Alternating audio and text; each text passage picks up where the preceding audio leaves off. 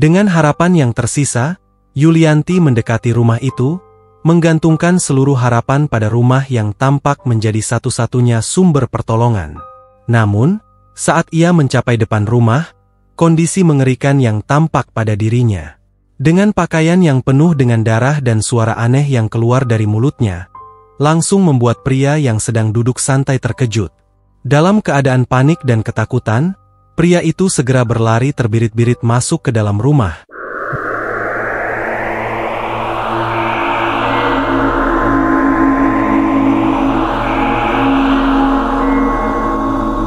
Assalamualaikum warahmatullahi wabarakatuh. Halo teman-teman semua, selamat datang di channel Kalam Misteri. Dan pada video kali ini Kalam Misteri akan membahas tentang kasus yang sangat menyedihkan, di mana seorang guru agama dengan tega membunuh kekasihnya yang juga seorang muridnya. Tindakan nekat ini dilakukan karena ia enggan bertanggung jawab atas perbuatannya. Dengan tubuh yang bergetar dan langkah terseok-seok, Yulianti berjuang untuk bergerak perlahan sambil memegangi lehernya yang terluka parah. Darah terus-menerus mengucur dari luka tersebut, membasahi hampir seluruh tubuhnya dan menciptakan noda merah yang mencolok. Meskipun ia berusaha keras untuk menghentikan pendarahan, ia tidak bisa mengeluarkan teriakan meminta bantuan. Suara yang keluar dari tenggorokannya hanya berupa desahan lemah yang mirip dengan mendengkur. Dalam keadaan yang penuh penderitaan ini, Yulianti terus berusaha mencari pertolongan, meskipun kekuatan tubuhnya semakin menurun. Pada malam hari yang gelap, sekitar pukul 8:30, pada hari Kamis, 27 Oktober 2016, Yulianti bergerak dari sebuah gubuk yang terletak di Jalan Lingkar Selatan, Kelurahan Limus Nunggal, Kecamatan Ciberem, Kabupaten Sukabumi. Suasana malam semakin mencekam dengan keheningan kampung yang hanya diterangi oleh cahaya lampu dari beberapa rumah yang masih menyala. Ketika ia melangkah lebih jauh di kampung tersebut, pandangannya tertuju pada sebuah rumah yang masih memancarkan cahaya lampu. Di dalam rumah tersebut, seorang pria parubaya tampak duduk santai, sementara keluarganya belum tertidur. Dengan harapan yang tersisa, Yulianti mendekati rumah itu, menggantungkan seluruh harapan pada rumah yang tampak menjadi satu-satunya sumber pertolongan. Namun, saat ia mencapai depan rumah, kondisi mengerikan yang tampak pada dirinya. Dengan pakaian yang penuh dengan darah dan suara aneh yang keluar dari mulutnya, langsung membuat pria yang sedang duduk santai terkejut. Dalam keadaan panik dan ketakutan, pria itu segera berlari terbirit-birit masuk ke dalam rumah, dengan cepat mengunci pintu depan sebagai bentuk perlindungan. Sementara itu, Yulianti masih terus berusaha untuk mendapatkan bantuan. Ia mengetuk pintu rumah itu dengan penuh tenaga, sambil menahan rasa sakit yang semakin parah akibat lukanya yang serius di leher. Pria yang ketakutan tersebut ternyata tidak hanya bersembunyi, tetapi juga memutuskan untuk keluar melalui pintu belakang rumah dan mencari pertolongan dari tetangga-tetangganya, meninggalkan Yulianti dalam keadaan darurat yang semakin mendesak. Pria bernama Dudi Saiful Rahman yang berusia 42 tahun itu, dalam keadaan panik dan ketakutan, melarikan diri ke rumah ketua RT 1 yang bernama Burhan. Dengan cepat, Dudi mengunci pintu rumahnya setelah melihat kondisi mengerikan dari gadis yang tergeletak di depan rumahnya. Dalam kepanikan yang melanda, ia mencari pertolongan dari Burhan dan beberapa orang lainnya yang segera datang untuk membantu. Tak lama kemudian, Dudi bersama Burhan dan beberapa tetangga lainnya bergegas keluar, berusaha menolong Yuli yang sudah sangat lemah dan hampir pingsan. Yulianti, dalam keadaan sekarat, diletakkan di teras rumah karena kondisinya yang sangat kritis. Dalam kekacauan itu, sebuah angkutan kota kebetulan melintas. Dengan penuh harapan, mereka menghentikan angkutan kota tersebut dan meminta bantuan sopir untuk segera membawa Yuli IGD. Beruntung, sopir tersebut setuju untuk membantu dan langsung membawa Yuli ke Rumah Sakit Umum Daerah R. Samsudin. Sementara itu, Dudi dan Burhan juga segera melaporkan kejadian tersebut kepada pihak kepolisian. Malam itu juga, polisi bergerak cepat menuju rumah sakit untuk menyelidiki situasi dan mencari tahu apa yang sebenarnya terjadi. Saat polisi tiba di rumah sakit, mereka segera mendekati Yulianti yang masih dalam keadaan sadar meski sangat lemah. Karena luka serius di lehernya, Yulianti kesulitan untuk berbicara, sehingga polisi menghadapi tantangan dalam mendapatkan keterangan dari korban. Untuk memudahkan komunikasi, mereka memutuskan untuk menggunakan handphone sebagai alat bantu, meminta Yuli menulis pesan untuk menjelaskan situasinya. Dengan cara ini, akhirnya identitas Yulianti dapat diungkap. Ia adalah seorang gadis berusia 18 tahun yang merupakan siswi kelas 3 aliyah di Garut. Yulianti tercatat sebagai warga Kampung Puncak Pari, RT 5 RW 4, Desa Sindanghayu, Kecamatan Takoka, Kabupaten Cianjur, Jawa Barat. Selain informasi tentang Yulianti, polisi juga berhasil mendapatkan informasi mengenai pelaku yang menyebabkan luka-luka tersebut. Ternyata pelakunya adalah seorang guru agama di wilayah Kadudampit, Sukabumi, dan yang mengejutkan, pelaku adalah pacar Yulianti sendiri. Guru tersebut bernama Tatan Supriyatna, seorang pria berusia 22 tahun yang berasal dari Kampung Cikadu, RT 4 RW 3, Desa Sindanghayu, Kecamatan Takoka, Kabupaten Cianjur, Jawa Barat. Karena kondisi Yulianti yang semakin memburuk, polisi memutuskan untuk menghentikan interogasi dan fokus pada upaya penangkapan pelaku. Langkah pertama yang diambil polisi adalah mengumpulkan informasi mengenai tempat tinggal Tatan. Setelah melakukan penyelidikan, mereka menemukan bahwa Tatan tinggal di sebuah kontrakan di Desa Selawi, Kecamatan Cisaat, Kabupaten Sukabumi. Meski waktu sudah mendekati subuh, polisi, yang curiga pelaku mungkin akan mencoba melarikan diri, segera melaksanakan operasi penyergapan. Dugaan mereka terbukti benar. Ketika polisi tiba di kontrakan Tatan, mereka mendapati bahwa Tatan sedang bersiap untuk melarikan diri. Ia berencana menuju terminal untuk pergi ke Jakarta. Dalam momen kritis tersebut, polisi langsung melakukan penangkapan terhadap Tatan pada hari Jumat, 28 Oktober 2016. Sementara Tatan digiring ke Polres Sukabumi untuk proses penyelidikan lebih lanjut, Malang bagi Yulianti. Meskipun telah mendapatkan perawatan medis intensif, luka-lukanya terlalu parah untuk disembuhkan. Pada pukul 12 siang hari yang sama, Yulianti akhirnya tidak dapat bertahan dan meninggal dunia akibat luka sayatan yang sangat dalam. Dengan kepergian Yulianti, satu-satunya sumber informasi kini berasal dari Tatan. Di Polres Sukabumi, Tatan akhirnya mengungkapkan semua yang terjadi. Ia menceritakan bagaimana semua berawal dari ketertarikan awalnya terhadap Yuli 6 bulan lalu.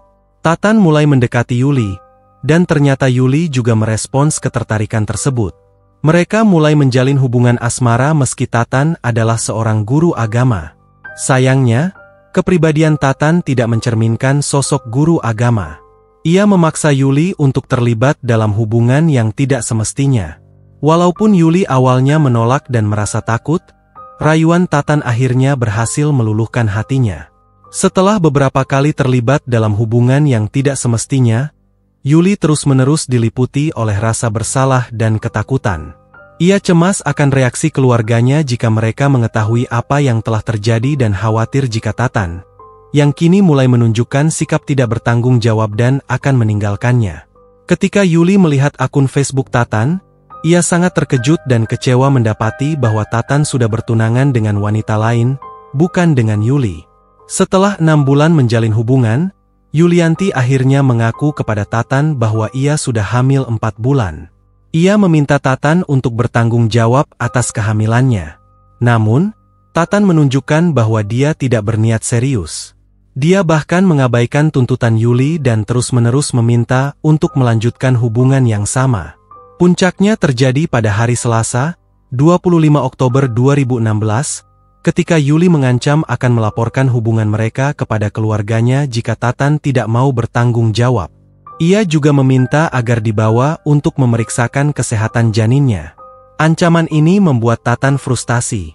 Ia takut akan reaksi keluarga Yuli, khawatir dengan reputasinya di mata keluarganya sendiri, dan sangat cemas jika teman-temannya, terutama pihak sekolah, mengetahui bahwa seorang guru agama terlibat dalam hubungan di luar pernikahan. Tatan merasa tidak siap menghadapi semua masalah ini. Untuk menenangkan Yuli dan menghindari ancaman laporan, Tatan akhirnya setuju untuk mengantar Yuli ke dokter sambil mereka juga akan berjalan-jalan. Pada malam Rabu, Setelah semalam beristirahat di rumah kerabat di Bandung, mereka tiba di Garut. Dari Garut, Yuli meminta agar mereka kembali ke Sukabumi. Meskipun mereka telah melakukan perjalanan panjang, hingga saat itu mereka belum juga mengunjungi dokter. Tatan tampaknya mulai melupakan tujuan awal mereka, dan memang itulah niatnya. Ia berusaha agar Yuli tidak jadi memeriksakan kandungannya, yang memicu perdebatan sengit di antara mereka. Meskipun Tatan sangat marah, ia memilih untuk menahan emosinya dan menyimpannya dalam hati. Dengan rencana yang sudah disusun dengan hati-hati dan diam-diam, Tatan bersiap untuk melarikan diri dari tanggung jawab yang kian menghimpit. Setelah mereka sampai di Sukaraja, Sukabumi, Tatan berpura-pura masuk ke sebuah toko buku. Di dalam toko tersebut, ia dengan sengaja membeli sebuah pisau cutter, sebuah alat tajam yang akan ia gunakan untuk menyelesaikan niat jahatnya terhadap Yuli. Setelah keluar dari toko buku dengan pisau cutter tersembunyi di dalam tasnya, Tatan dan Yuli melanjutkan perjalanan mereka. Mereka terus berkendara hingga mencapai Takoka sekitar pukul 8:20 malam hari. Suasana di Takoka sangat sepi dan tenang, tanpa ada aktivitas yang terlihat. Memanfaatkan situasi yang sunyi ini, Tatan memutuskan untuk berhenti dan mengajak Yuli beristirahat sejenak. Tatan melihat sebuah gubuk kecil di pinggir jalan, yang menghadap ke ladang sawah. Dengan sengaja, ia mengajak Yuli untuk duduk di gubuk tersebut. Walaupun sebelumnya mereka baru saja terlibat dalam pertengkaran sengit, Tatan dengan lihai mencoba membujuk Yuli untuk kembali melakukan hubungan yang tidak semestinya. Yuli, yang masih marah dan terluka karena pertengkaran mereka, terus menolak dengan tegas. Namun, Tatan tidak menyerah dan terus merayunya dengan berbagai alasan, seolah-olah ingin memperbaiki keadaan dengan cara tersebut. Dalam keadaan marah dan emosional, Yuli akhirnya merasa tertekan oleh bujukan Tatan dan setuju untuk melakukan hubungan terlarang mereka, meskipun dalam hati ia merasa sangat tidak nyaman. Tatan, yang sudah menyiapkan rencananya dengan matang, menyadari bahwa momen ini adalah bagian dari rencananya untuk melarikan diri dari tanggung jawab, sambil mempersiapkan langkah berikutnya dalam rencananya yang kelam. Seusai melakukan hubungan tersebut, Tatan dengan tenang mengeluarkan pisau cutter yang telah ia siapkan sebelumnya. Sementara Yuli masih duduk memandang ke arah sawah dengan tampak kelelahan dan kebingungan, ia tiba-tiba terkejut ketika merasakan ujung pisau cutter menempel di lehernya. Dalam sekejap, Tatan dengan gesit memindahkan pisau cutter ke tangan kirinya dan langsung menyayat leher Yuli dengan brutal. Yuli, yang dalam keadaan panik dan ketakutan, masih sempat meraih tangan Tatan dengan cemas dan menggigitnya dengan keras. Melihat Yuli yang mulai tampak semakin lemah dan matanya melotot penuh ketakutan, ia segera meyakini bahwa Yuli tidak akan bisa bertahan hidup lebih lama lagi. Yuli akhirnya tumbang di dalam gubuk, tergeletak dalam keadaan mengenaskan. Dengan cepat dan tanpa ragu, Tatan melarikan diri menggunakan motornya. Ia sempat bersembunyi di kos milik temannya sebelum bersiap untuk menuju terminal. Namun, pelarian Tatan tidak bertahan lama. Menjelang waktu subuh, ia berhasil ditangkap oleh polisi, akhirnya harus mempertanggungjawabkan perbuatannya. Di pengadilan, jaksa penuntut umum menuntut Tatan dengan hukuman 20 tahun penjara. Hakim pun menjatuhkan vonis yang selaras dengan tuntutan tersebut. Tatan resmi dijatuhi hukuman 20 tahun penjara oleh Pengadilan Tinggi Jawa Barat. Selama proses persidangan, akun Facebook Tatan menjadi viral dan netizen membanjiri kolom komentar dengan kemarahan dan kecaman terhadap perbuatannya. Ironisnya, ketika jenazah Yuli diperiksa oleh Dr. Nurul Fadilah dari RSUD R. Samsudin, ditemukan bahwa tidak ada tanda-tanda kehamilan di tubuh Yuli. Setelah memeriksa rahim dan urin korban, dokter memastikan bahwa Yuli tidak sedang hamil. Hal ini menunjukkan bahwa kemungkinan besar Yuli berbohong kepada Tatan mengenai kehamilan, dan hanya ingin memaksa pertanggungjawaban dari hubungan mereka yang terlarang. Kasus ini menjadi pengingat bagi semua wanita untuk berhati-hati dan tidak mudah terjebak dalam rayuan yang bisa mengarah pada bencana. Jika ada ketidakakuratan dalam informasi dalam video, atau jika ada sudut pandang yang berbeda, silakan berikan komentar di video ini.